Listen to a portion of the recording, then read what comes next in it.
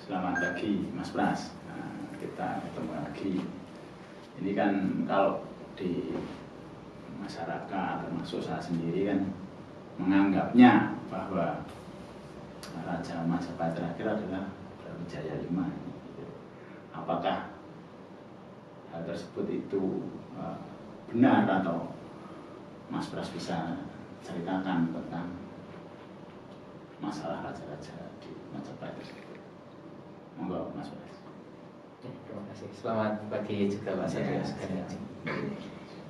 Jadi kan pertama kalau kita mau bicara tentang Raja Majapahit, sampai mitos yang paling terkenal atau mitos yang dipercaya masyarakat hingga menjadi sejarah yang dianggap baku oleh masyarakat awam nih ya, itu Brawijaya V. Itu kalau bagi saya Brawijaya V itu bukanlah Raja Majapahit kelima Pak. Oke. Ya, tapi yang nomor 10. Malah nomor 10. Berarti di antara Brawijaya 1 sampai 5 itu masih ada apa? Potongan-potongan Masih ada. Rapat gitu ya. Betul. Awal mula ada Brawijaya 1 itu Raja Majapahit ke-6. Hal ini pernah saya pelajari di sebuah naskah kronik yang pada saat itu ditulis oleh seorang bangsawan Belanda di tahun 1805. Di mana itu mengatakan bahwasannya penamaan gelar bangsawan Jawa itu identik selalu menggunakan angka di belakang nama. Oh, menggunakan angka 1, 2, 3 gitu ya. Bahkan di babak Tanah Jawi itu tidak disebutkan Brawijaya 5, cuma Brawijaya saja. Brawijaya saja. Lalu 1 sampai 5-nya untuk membedakannya? Penamaan, Pak. Oh, betul. Jadi bukan Brawijaya 1, 5 tapi ada namanya. Ada nama misalnya Raden Wijaya. Betul. Misalnya Raden Wijaya, beliau pendirinya itu sebagai Rakai Agung atau Maharaja, seperti itu. Karena kan pendiri kan itu. Kemudian kita kenal konsep penamaan Brawijaya 1 sampai 5 itu mulai dari Raja Majapahit nomor 6 sampai nomor 10 karena mereka ini sebenarnya mantu, bukan darah asli, seperti itu. Jadi sebenarnya yang 1 sampai 5 itu malah ke 6 sampai ke 10. Betul. Raja Majapahit. Gelar yang diangkakan masyarakat yang mulai diangkakan. Jadi setelah Raja kelima itu mulai muncul penamaan raja-raja di Majapahit itu menggunakan angka. Betul, seperti itu Pak. Ya kayak Romawi ya, kayak Romawi gitu ya. Hampir mirip lah karena memang pada saat itu masyarakat Jawa saja itu sangat gampang menghafal sesuatu dengan simbol Pak. Nah itu kan orang Jawa kan banyak sanepa dan sebagainya. Kenapa orang Jawa menghafal sesuatu itu dengan simbol gitu. Pertama saja nih ya, ketika awal berdirinya kerajaan Majapahit itu Rakai Wijaya, saya nyebutnya Rakai. Rakai kalau tidak Rahyan karena kata Raden belum ada, ngapunten itu. Kata Raden belum ada di masa itu sekitar tahun 1293 sampai 1309. Rakai Wijaya. Betul, itu pun masih sebuah desa dulu. Oh, sebuah desa. Baru sebuah desa kecil. Kan gitu. Kemudian pada masa awal-awal inilah mulai dari Rakai Wijaya sampai Jaya Negara, terus Tribuana Tunggadewi dilanjutkan putranya Hayam Wuruk itu mulai tahun 1300 sampai 1389 masa kejayaan Majapahit dipimpin oleh darah-darah keturunan asli Majapahit itu sangat maju. Itu. Barulah masa penurunannya atau periode penurunan Majapahit itu ketika sesudah memasuki masa-masa setelah Hayam Wuruk. Itu karena yang memimpin bukan darah asli, bukan DNA asli Majapahit. Jadi udah anak mantu gitu. Sudah mantu, sudah campuran dan atau mungkin kemenakan gitu ya. Enggak. Pernikahan politik. Pernikahan politik. Jadi udah bercampurnya sudah agak banyak ya. Sudah agak banyak, Pak. Dan pastikan kalau misalkan kita melakukan politik dengan cara pernikahan, ideologi-ideologi di kerajaan yang tempat lahir sang suami akan dibawa ke kerajaan yang baru. Sedikit demi sedikit mempengaruhi lah ya. Mempengaruhi. Kemudian yang kedua bagaimana caranya menguasai.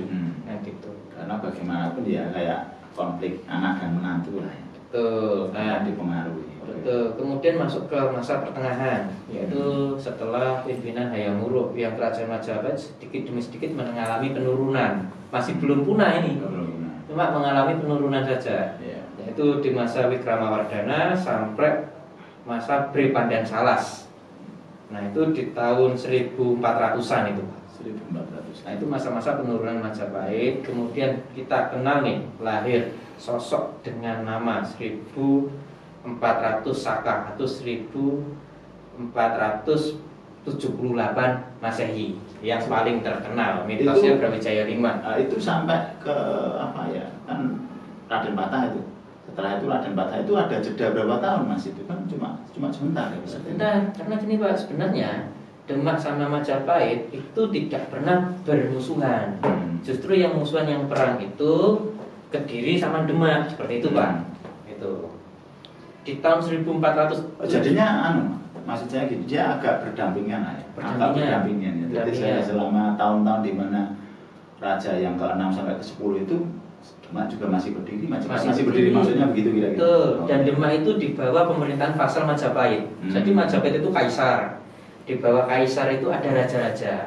Dan raja di Demak saat itu masih bawahan Majapahit. Itu ada tragedi di mana di tahun 1470 itu perang saudara antara Raja Sawardana atau Wikramawardhana dengan yang disebut orang Jawa sebagai Brawijaya V. Nama asli Brawijaya V sendiri adalah Parakramawardhana. Parakramawardhana. Ini berdasarkan prasasti Jiu. Nah, itu perang saudara di situ. Terus Majapahit sama Demak menurut catatan Tom Paires itu kan fakta sejaman, berita sejaman. Dia menyaksikan secara langsung, terus dia menulis itu Demak dan Majapahit tidak ada ikatan darah. Tidak ada ikatan darah. Itu bukan penerusnya sebenarnya. Bukan penerus. Betul, sesuatu yang berbeda. Kerajaan yang berbeda, daerah yang berbeda, juga penguasanya berbeda. Seperti itu. Kemudian ketika Parakramawardhana ini turun tahta, kan dia dijadikan buronan satu keluarganya. Karena rebutan kekuasaan. Itu yang tapi dia menang ya, tapi kalah.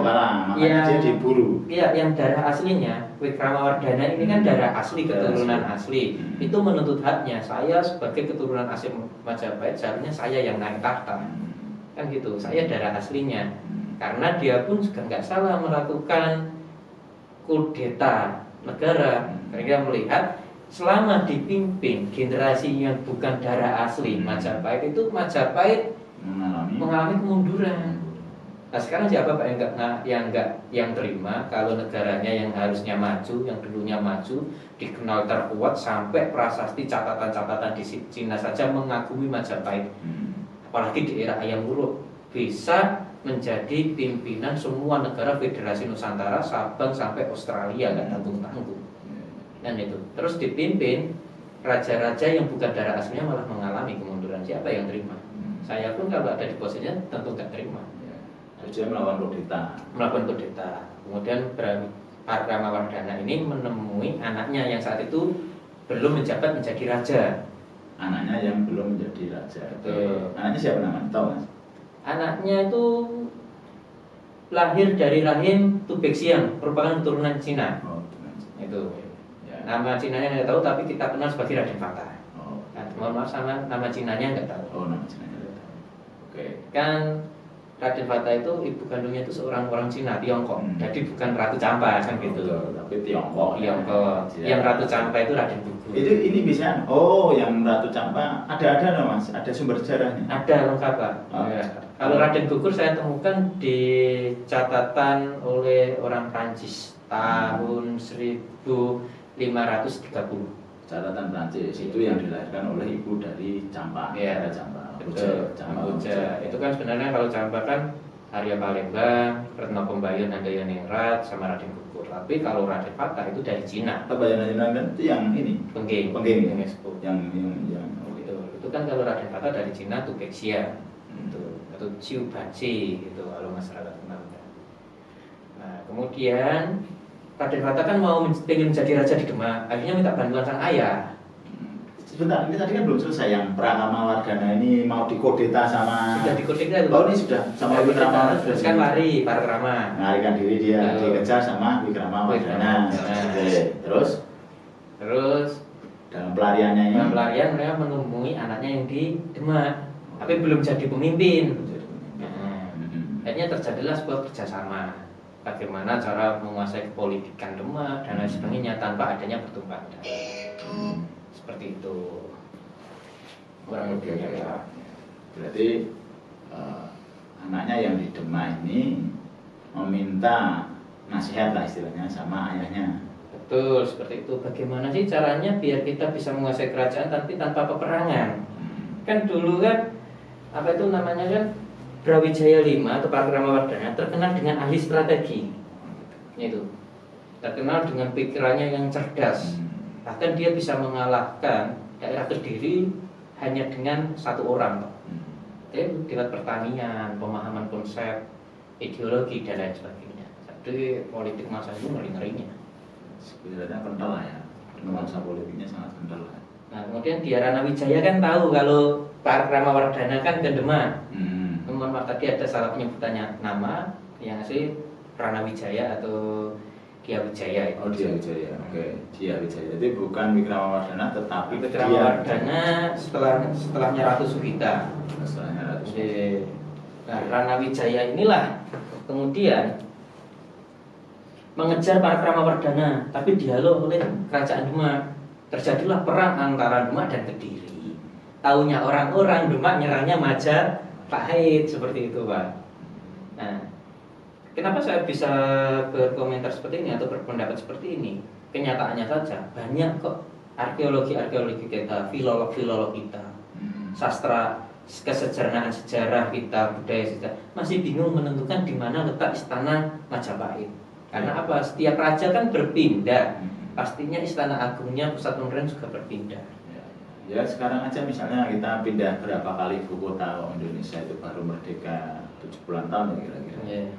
Kita sudah pindah di beberapa ibu kota, ada Jogja, ada Sumatera, ada Jakarta, ada sekarang mungkin IKN nanti dan seterusnya. Artinya yang itu sudah ratusan tahun ya pasti banyak memiliki ibu kota karena rajanya siapa tadi punya pemikiran yang lebih besar dan seterusnya. Itu terus apa? Ketika terjadi pertempuran antara Demak dengan Majapahit itu posisi di mana? Kalau ada apa ya? Ada Demak dengan Kediri ya. Ada keterangannya ya. Di catatan Tom Pairas Oh. itu dituliskan bahwasanya itu peperangannya ada di lautan. Di lautan. Kan di laut gitu ya. Di laut pakai kapal-kapal besar kayak gitu. Kalau Demak sama Kediri itu kan lewatnya laut gitu ya, berarti pinggir laut mungkin ya. Karena pada saat itu ketika Rana Wijaya sudah menguasai Majapahit, otomatis semua perdagangan strategi maritim Majapahit dikuasai oleh Kediri, oleh Rana Wijaya. Kan Pakramawardhana kan lagi itu, Pak. Oh iya. Tahta kosong. Mau nggak mau Rana Wijaya naik, semua orang harus ikut peraturan yang baru.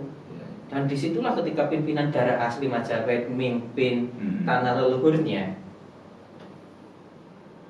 sistem maritimnya bangkit.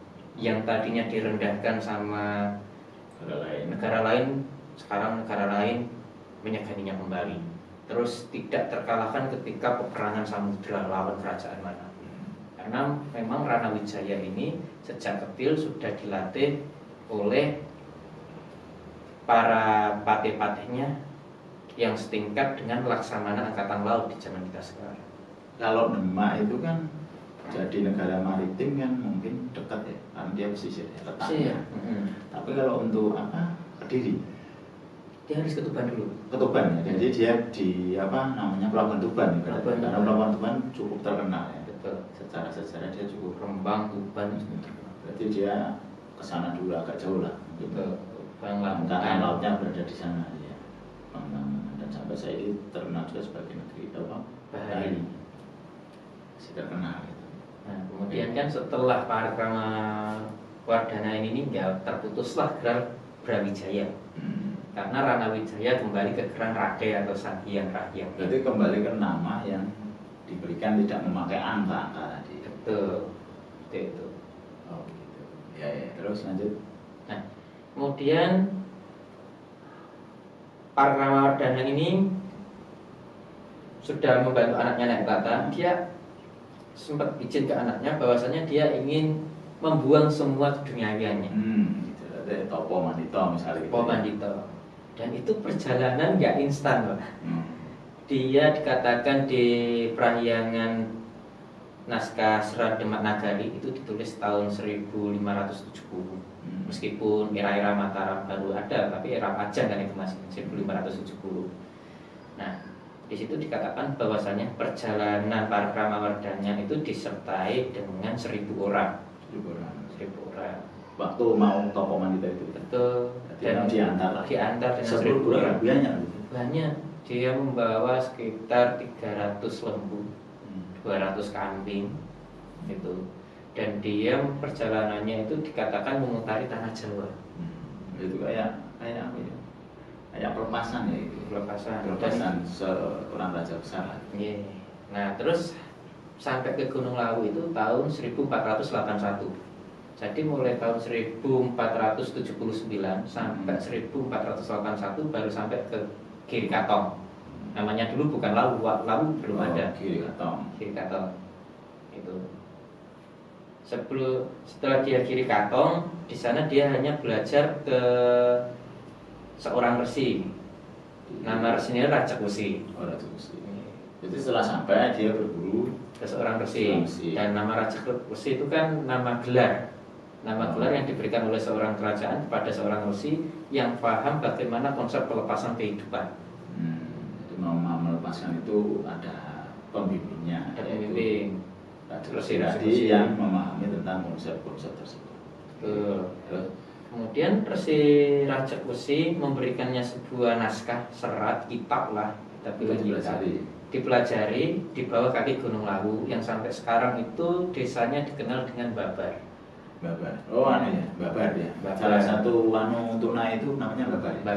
Makanya kenapa kok dinamai Babar? Karena dia sudah melakukan pembabaran kitab, pembabaran pribadinya, pembabaran melepas kehidupan yang melepaskan mahkotanya. Setelah dia selesai melakukan pembabaran, barulah dia ini bukan menurut saya tapi menurut naskah Demak Nagari itu melakukan pertapaan di Gunung Wilis. Jawa Timur ya. Jawa Timur. Pembelajarannya di Gunung Lawu, pertapaannya di Gunung Wilis sampai benar-benar beliau meninggal tidak ada orang yang tahu sampai sekarang. Kira-kira sebelah utara Gunung Lawu kalau Gunung Wilis. Makanya kan kalau kita naik ke Gunung Lawu era dari jalur dari Ngawi, di sana kan ada yang namanya Alas Tonggo. Alas Tonggo banyak peninggalan dari para Pramawardhana, arca-arca di tahun 1400 akhir, 1500 awal. Di situ menandakan banyak dulu pernah dibuat kampung Majapahit di situ. Jadi ketika kita jejaknya Pramawardhana. Betul. Nah, banyak di situ terjadi peradaban. Betul. Kenapa kok Patilasan Brawijaya 5 banyak? Ya memang perjalanannya mengelilingi Pulau Jawa. Ya itu begini Mas. Kan kita juga, saya cukup aneh nih, pertanyaannya begini. Kalau orang mau mandi atau mau melepaskan keduniawian, kok dia masih membawa banyak orang. Jadi dia tidak istilahnya sunyi gitu loh, menyembunyikan diri gitu loh ya. Kan pertanyaan juga karena peninggalan di sekitar lokasi itu cukup banyak, candi, arca atau tempat-tempat ya bersejarah berbakala lainnya itu yang diketemukan itu cukup banyak. Kalau itu memang untuk menyepi atau meninggalkan melepas keduniawian, itu berarti kan jawabannya karena dia membawa banyak ya istilahnya saudara pasukan dari. Karena gini Pak, gimana itu jawabannya? Para Pramawardhana itu termasuk raja yang disayangi sama masyarakatnya. Jadi dia lari dari Majapahit setelah kudeta dari Ranawijaya tadi ke Demak, itu pun banyak masyarakatnya yang ikut. Nah, kemudian ketika dia sudah bilang saya ini melepaskan kehidupan saya, sudah selesai pensiun, tetap Doro saya mau ikut jenengan pergi kemanapun saya ikut. Nah, ketika sudah ikut kan di daerah satu dari 1.000 orang kan kurang-kurang kesel mandek ini jadi buat kependudukan di situ, mandek Blora buat pendudukan di Kusamin, mandek sini buat tinggal di situ, tertinggal di situ. Jadi cikal bakal menciptakan desa baru. Terus disitulah untuk menghormati para Pramawardhana, ini Patilasan beliau, ini makam beliau Patilasan beliau. Akhirnya kan banyak Patilasan beliau. Karena disitulah yang namanya Patilasan, budaya Jawa yang sudah terlupakan untuk menghormati seseorang yang mempunyai kehormatan tinggi di dalam rasa manusia. Artinya Pramawardhana itu cukup karismatik. sehingga menghasilkan pengikut-pengikut yang loyal gitu. Istilahnya apa yang dilakukan Prakramawardhana itu ya pasti benar menemui hal yang baik gitu. Sehingga aku ikutlah gitu, aku ikut sang raja aja karena saya juga yakin selama sang raja memerintah itu juga kita merasa nyaman, sejahtera dan seterusnya, sehingga menghasilkan pengikut yang ya, tadi kalau pas berangkat aja 10.000 orang itu untuk sebuah padepokan aja itu ya, sudah dia sangat turah sisa gitu kan. Itu juga dibawahi sekitar 100 gajah. Jadi memang nggak seperti kita bayangkan lari untuk nyepi sendiri, enggak. Di situ pasti ada pengawal, ada makanan lembu, ternak lain sebagainya. Jadi pejabat kawakan orang yang memiliki kekuasaan dan istilahnya hartanya juga banyak, kekayaannya juga banyak, yang mau untuk menyambut atau mengiring perjalanannya pasti dipersiapkan lah itu. Kalau sekarang ada pelantikan, kalau itu ada pelepasan juga biaya akan disediakan oleh kerajaan pada waktu itu ya Mas. Jadi open lah istilahnya. Perjalanan itu perjalanan yang open atau kerumat atau ya ada yang kesusahan. Ya enggak susah. Perjalanan yang bukan perjalanan susah walaupun mau istilahnya menyepi atau menyendiri. Tapi yang menyendiri itu ada lebih dari 10.000 orang dipimpin oleh satu orang Prakramawardhana. Oke, terus lanjut Mas.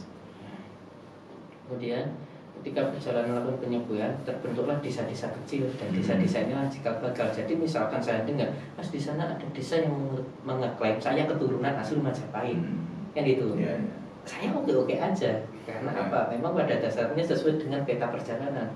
Kemudian masa Majapahit bener-bener hilang itu di tahun 1630-an. Jadi bukan 1500. Oh, jadi bukan 1500 baru kemunduran. Hilang-hilang bener hilang itu 1600.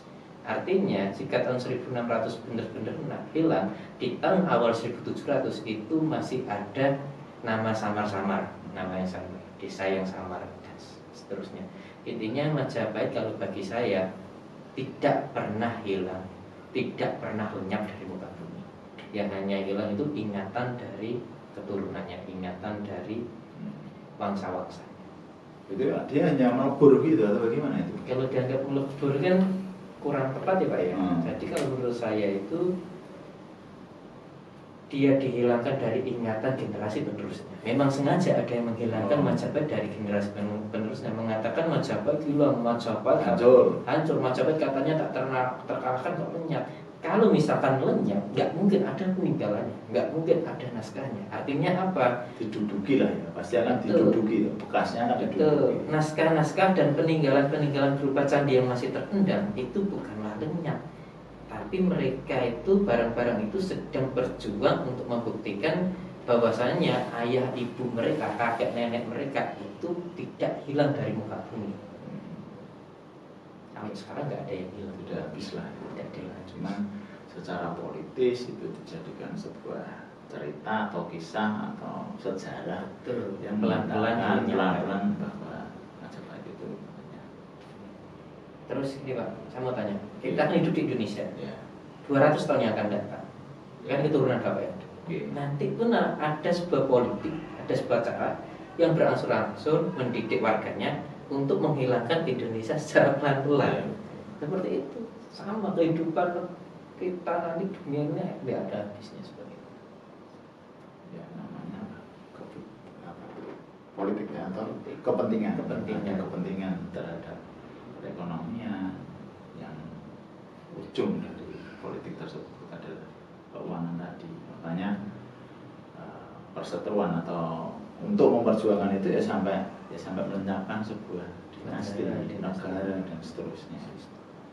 Maka dari itu ketika ada yang bilang Majapahit itu lenyap, katanya nggak terkalahkan tersilang, saya nggak setuju.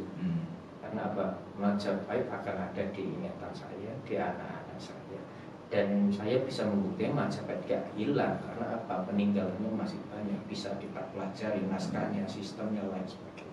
Jadi kalau nanti sudah terkumpul ya, menyatu menjadi sebuah kesatuan pengetahuan peninggalan-peninggalan yang ada dari Majapahit mungkin akan terkuat secara perlahan atau mungkin frontal gitu. Frontal artinya terjadi lompatan-lompatan pemikiran bahwa oh sebenarnya yang terjadi seperti ini gitu. Ya. Sekarang ini kan masih ya baru mulai bermunculan itu, baru mulainya diekskavasi, digali, ya, tetapi belum menjadi sebuah pengetahuan yang menyatu, menjadi komprehensif itu, menyatakan bahwa ceritanya sebenarnya seperti ini, itu sejarah saja, termasuk dari negara-negara lain kan juga mulai menyampaikan berita-beritanya ya. Berita-beritanya, kabar-kabarnya mulai bertukar informasi lah itu kan, dengan sekarang keadaan yang cukup modern atau digitalisasi ini, informasi itu sudah sangat mudah didapat, kita tidak perlu sowan ke sana ya, sangat liar sekali, dan itu mungkin untuk menjadi sebuah kesatuan ilmu pengetahuan itu juga luar biasa. Itu Mas. Ini Majapahit dan penamaannya termasuk sejarah di balik runtuhnya, lenyapnya, tapi sebenarnya masih ada, cukup sangat menarik. Nanti kita akan bahas untuk kelanjutannya, bagaimana penamaan dari gelar-gelarnya atau keturunan-keturunannya itu akan mendapatkan gelar seperti apa. Mungkin ke depan kita akan bahas itu, Mas. Menarik itu. Ya, itu kan penamaan itu kan ada yang simpang siur, termasuk ada Raden Sesuruh, ada Raden Wijaya, dan sebenarnya itu sebuah berita yang menarik untuk kita sampaikan, untuk kita bahas. Jadi saya cukupkan sekian dulu. Selamat siang, terima kasih Mas.